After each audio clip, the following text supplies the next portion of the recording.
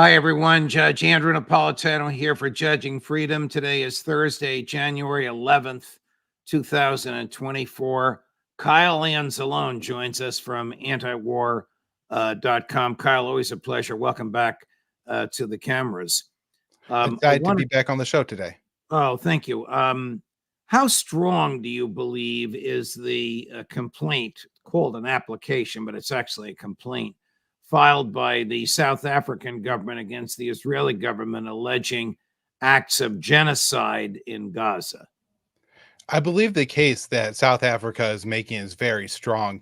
You have statements from a lot of Israeli officials that say, we want to resettle the Palestinians outside of Gaza, or some who say the Palestinians living in Gaza are human animals, and others who say they should all be killed. And so when you have statements from high ranking government officials saying just that, then you run into the problem that it sounds an awful lot like you want to carry out a genocide, and the facts on the ground are absolutely brutal. Most of the infrastructure of Gaza has been destroyed, 23,000 or more dead, almost 10,000 children. The bombing, even by President Biden's administration, is indiscriminate. And so when you're conducting that many war crimes, the case against genocide with the rhetoric is going to be very strong. Unfortunately, I'm not sure if it's going to change Israel's behavior on its own, but it certainly is mounting pressure on Tel Aviv and Washington that this has to end. Well, you're in good company. Professor John Mearsheimer, who had been arguing for 2 months that these were war crimes and not genocide, is now of the view that it is genocide, largely for the reasons that you articulated, that in that complaint are quotations verbatim that can't be disputed, quotations that, circled the globe from Israeli officials saying horrific things like bury them alive, burn them alive, turn it into a soccer field. We need the beaches. There doesn't seem to be any question about what the intent is. Do you think this is all the fault of Benjamin Netanyahu, or do you think that he is a tool of the most extreme members of his coalition?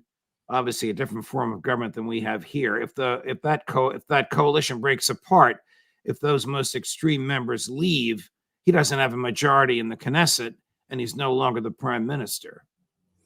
So Netanyahu bears a lot of responsibility for what's happening here, not only for his reaction to October 7th and the brutal, indiscriminate military campaign that's happened, and even he has called for finding other countries to absorb the Palestinians, and so that certainly sounds like an endorsement of ethnic cleansing. And Israeli media have reported that Netanyahu is not against some other Israeli officials who are seeking African countries to take payments in exchange for hosting the Palestinians. So there are certainly a lot of things that Netanyahu is really responsible for, as well as creating the conditions for October 7th by propping up Hamas in Gaza for decades, and of course making the conditions in Gaza so inhospitable for the Palestinians that it drove so many people to joining the ranks of a militant group that was willing to conduct the October 7th attack. However, as you mentioned, there's a lot of pressure on Netanyahu from the further right elements in his government, but also our President Joe Biden, who has given Netanyahu the green light that he needs. Certainly the extent of the Israeli military operations could not be what they have been without the U.S. support. They are using a lot of U.S. bombs, and certainly with all the other diplomatic support and stuff the U.S. provides to Israel, it seems that Netanyahu would have to end his bombing campaign awfully quickly if Biden told him to. You wrote an interesting piece at antiwar.com about a very chaotic cabinet meeting of the Israeli war cabinet over the weekend, which was reported on by the Financial Times. What happened at that cabinet meeting, and what was the chaos about, and what was the outcome? Yeah, so at the cabinet meeting, the Israeli Defense Forces, the IDF representative, proposed and pushed forward a probe into the October 7th attack as far as why it happened. And the reporting is that the Israeli military feels that the fact that they haven't done a probe yet has started to place a lot of blame on the reporting that's come out on the Israeli military for the attack. And so, they see the probe as the way to at least deflect some of the blame onto other elements in Israel. Well, those other elements are, of course, the Israeli government led by Netanyahu, but also the far right ministers of that government. And so they do not want this investigation to go forward, and they slammed the Israeli military for proposing it. And of course, that proposal followed a lawsuit filed by some of the survivors of the Nova Music Festival, which is, of course, the rave that was happening near Gaza on October 7th. And they say that there was ample opportunity for the Israeli military to protect the concert goers. And that's where a lot of the civilians that died on October 7th, I think over 200 of them died. And so if that was prevented, it could have almost cut the civilian casualties caused on October 7th in half. And that didn't happen. So is the IDF going to investigate the government? I mean, this is in America, this would be like the Pentagon investigating the White House. It would be unheard of, but I realize that their system of government is different there. Contrary to what Prime Minister Netanyahu and his hard right supporters in the cabinet want, is this investigation of how did October 7th come about by the IDF going to happen? It's unclear at this point to me, Judge. When you're looking at the political conditions in Israel, it seems like the Israeli war cabinet has an awful lot of power. And so, this may be something that the Israeli Supreme Court weighs in on or something like that. But at this point, it's unclear, if it'll progress and then how long it'll really take and how much the Israeli government could stonewall any results, coming out or becoming public, or how they could distort them and really just turn it into more state propaganda.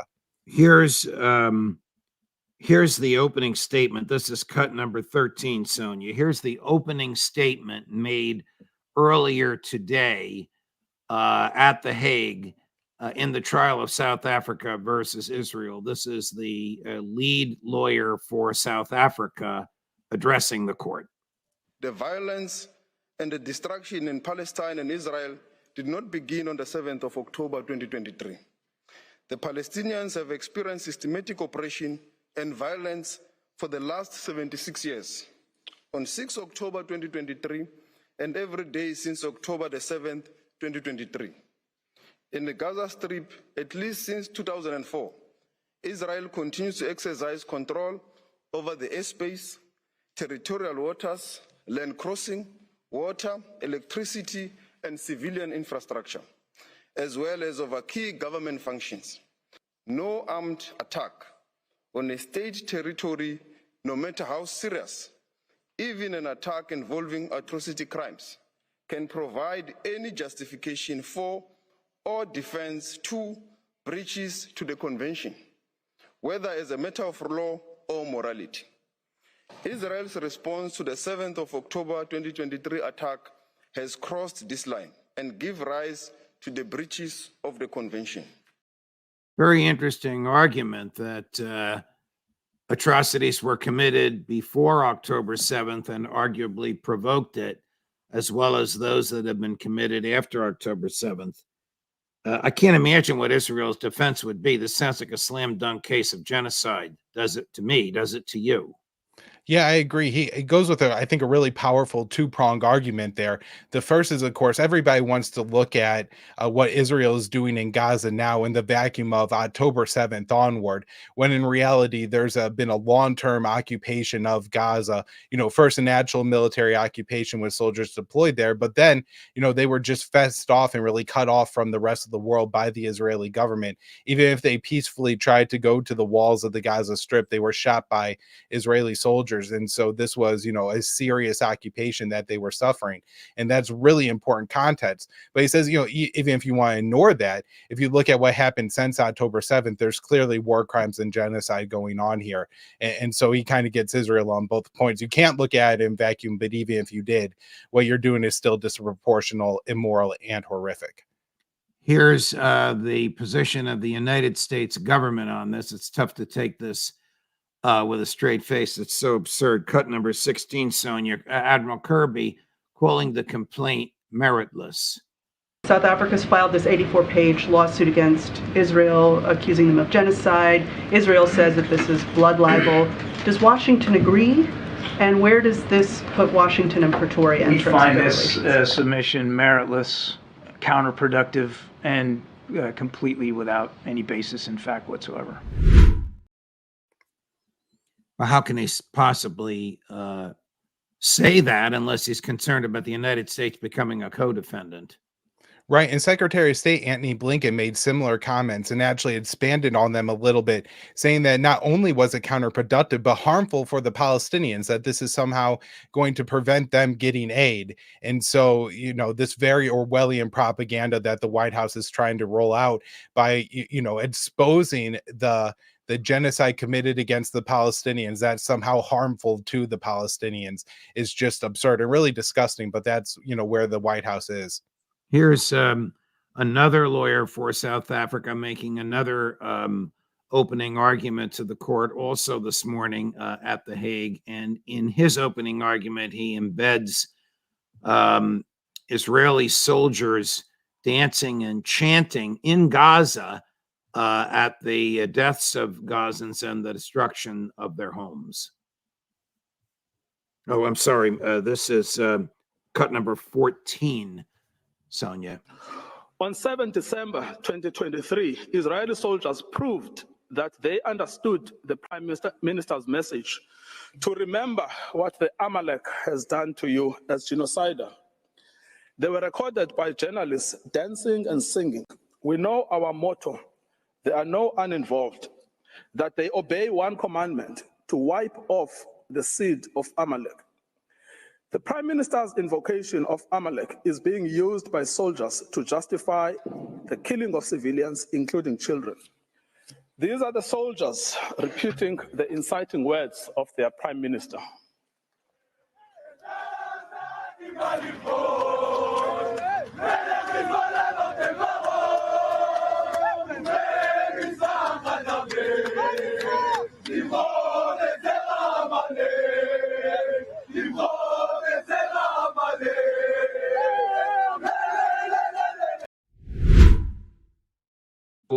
Prime Minister Netanyahu's reference to Amalek and alleged the biblical experience in which God the Father told the Jews to slaughter the Hebrews, as they were known then, to slaughter their opponents, and to compare that to the present. I would think it's going to come back to bite him. If you listen carefully to what that lawyer argued, his argument was, is this dancing in the streets in Gaza and chanting Amalek, Amalek expresses an understanding of their instruction to slaughter and obliterate all human life in that area, much as the Hebrews say God the Father told them to do 4,000 years ago. Right. And it's absolutely disgusting that the United States is supporting this. This dancing in the streets, this calls for genocide, and it seems to be heeded by some of the Israeli soldiers. The conditions on the ground are horrific. Even the US mainstream media is reporting on innocent civilians carrying white flags being gunned down, and the Israeli torture prisons that they are running in Gaza and killing a lot of the prisoners. And you would assume that the soldiers are willing to go that far, in part because of the rhetoric of their politicians, calling for the Palestinians that live there to be wiped out and calling them human animals, when your government's saying that. It really incites people to go a lot farther and feeling like they have the cover to do truly horrific things to other human beings. And it's just awful and disgusting. And of course, so many people will point to, say, Hamas celebrating, or Palestinians in Gaza celebrating after October 7th as proof that the Palestinians that live in Gaza are inhuman and, they all deserve to be killed. But here, we end up seeing the same thing on the Israeli side, where, just this level of hatred that exists in large part because now the oppression of the Palestinians, has created where both sides are willing to, celebrate horrific acts. Our colleagues, Professor John Mearsheimer and the noted journalist Max Blumenthal, have both argued that Israel would be incapable of this type of utter destruction without the material and the cash that it gets from the United States. And of course, the Convention Against Genocide and the UN Charter prohibiting genocide define genocide as with intent wiping out a class of people based on an ethnic or national background, or aiding and abetting it.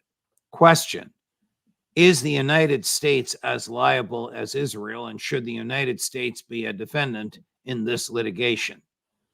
Absolutely. And particularly with President Joe Biden, even the New York Times has reported that he's been more involved on the Israel policy than any other issue of his presidency.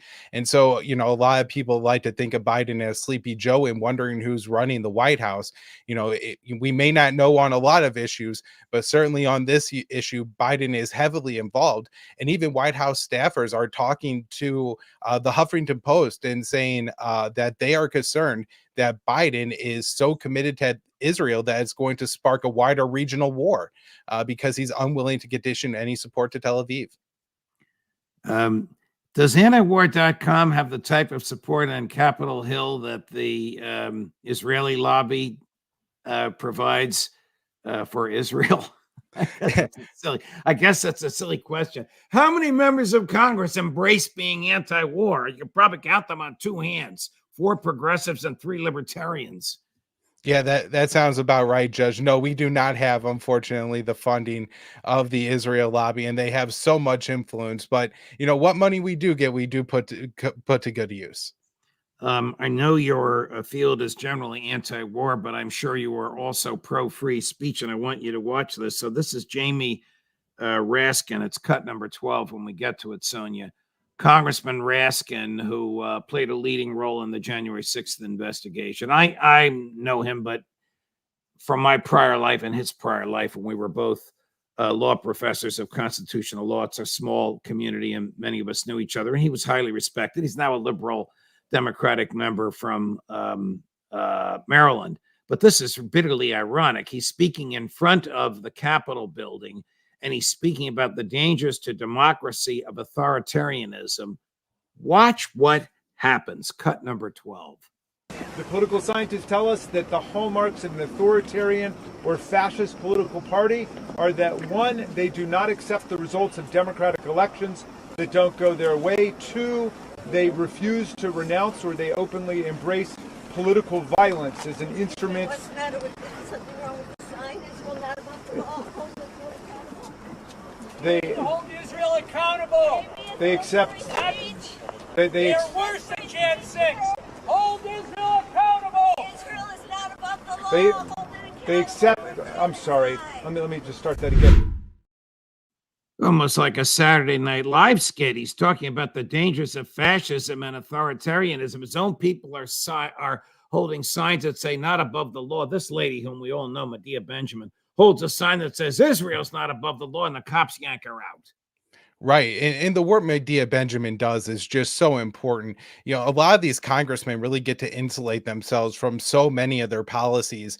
And so I think, you even hear him hesitate and bother, and it seems to get to him a little bit, that somebody is confronting him and doesn't like the support of Israel. I think it is really important. And of course, it's ironic that they haul her off as he's talking about fascism and anti-democracy. Also, the U.S. is supporting a state that's in the midst of a genocide. So if we're going to talk about fascism and authoritarianism, maybe we should start by condemning Netanyahu.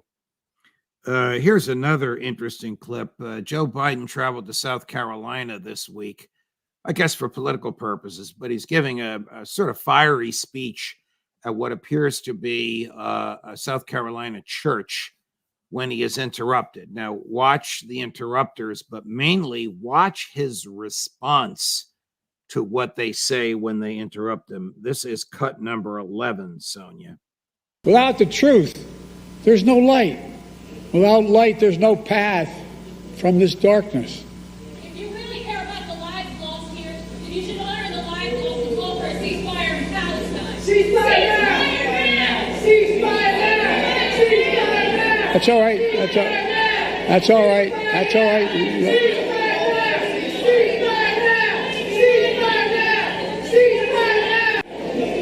I understand their passion, and I've been quietly working with the Israeli government to get them to reduce and significantly get out of Gaza. I'm using all that I can to do that. Doesn't sound very credible. Doesn't sound like he believes himself.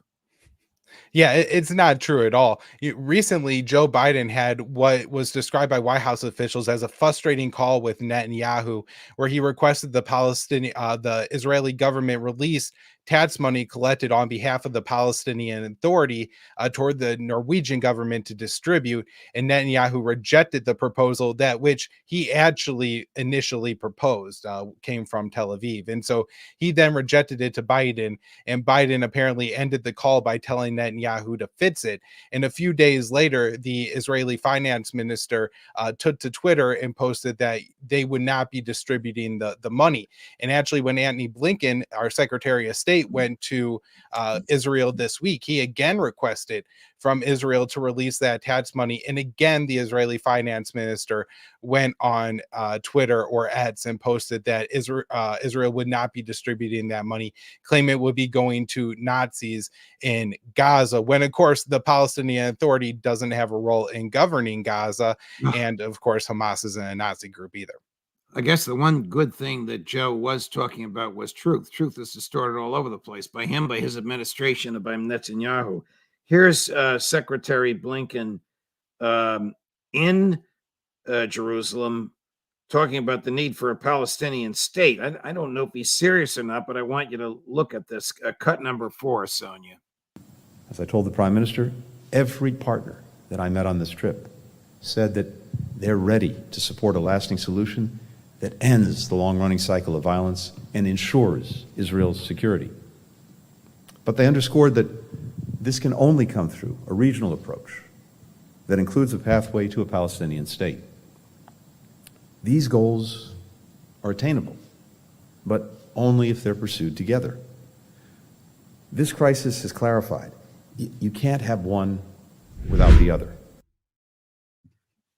You can't have a Palestinian state while you're paying for the Israeli government to obliterate Gaza. I mean, this is just absurd. This is another almost Seinfeld skit because it's so nonsensical. Right. It's just what the administration has to say. Pretend that there's one day going to be a Palestinian state, and that's why they continue to support Tel Aviv. When, of course, he has to know it's not true. When Netanyahu has even called for the Palestinians to be absorbed into other countries, and so many ministers have called for the voluntary resettlement.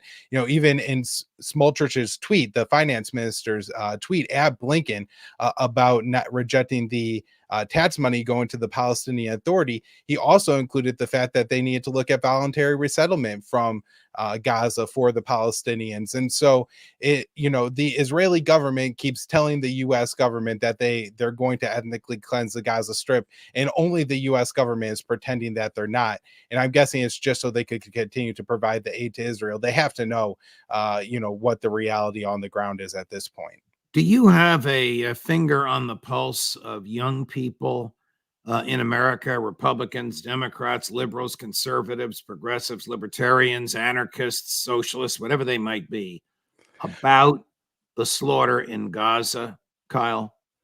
Yeah, I've seen quite a few polls recently that Biden's approval numbers are very bad, and particularly among young Americans. In fact, there was a recent USA Today poll that found Biden was behind Trump.